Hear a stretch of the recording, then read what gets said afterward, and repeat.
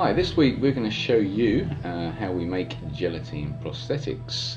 First of all, we get one of our moulds. This is a bullet wound or a vampire bite. Gently pour the gelatine over it. Don't forget, this gelatine is going to be hot, really hot, so try not to get it on your skin or it will burn. Then you gently scrape away over the top, probably a couple of scrapes because I've missed a bit on the edge there. We don't want any thick edges around it, we don't want nice feathered edges. So you just gently scrape that away, and we're going to let that dry 15-20 minutes in cool conditions. Here are a few of our other moulds. This one here is for a large exit wound, probably a high caliber weapon.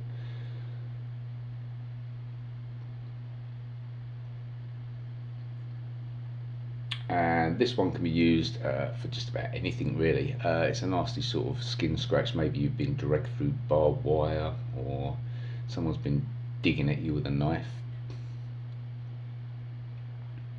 But there's lots of uses for all of these different ones that we're showing you at the moment. This one's a large animal attack.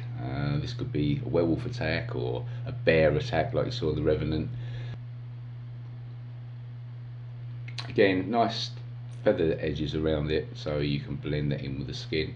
This one again, bit of serrated skin, maybe you've been dragged along on the back of a car over tarmac, and they will have different uses. And like I say, this one's a slit throat, but you can use that on people's faces or on the body, wherever you want to use it, to create some nice, really nice cut effects. So anyway, once our gelatine has dried, if you want to speed up this process, you can put it into the freezer, it will speed it up.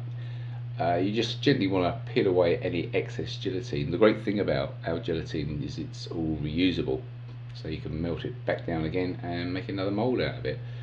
Just make sure you don't, as I said before, make sure you don't boil the gelatine or it will degrade it.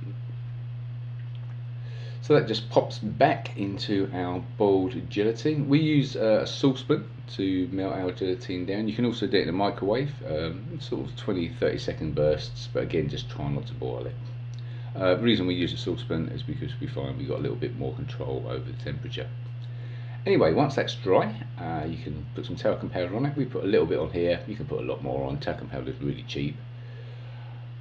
And then gently brush all over the back of it. The reason we're doing that is we don't want it to stick to itself when we demould it. Now, if you don't want to use talcum powder, then you can use something like a soft focus powder, which is very transparent. These are actually quite good for silicone prosthetics when you're powdering those down, to take away any sheen. But we prefer talcum powder on our prosthetics because it's cheap and it does exactly the same job pretty much. So this one's dry, we've talked it down, and now we're going to actually remove the prosthetic by gently pulling at the edges. Try not to fold the edges over, and we'll lay it down. Then we're going to just put a little bit more talcum powder over that, just again to stop the edges sticking down. And once you've done that, we tend to, you can either brush the talcum powder off, we just blow it off, it's so much easier. And there you have it, a nice little bullet wound or a vampire bite for a vampire that's got one fang. And in the next episode, we're actually going to show you how to attach the prosthetics. Thanks for watching.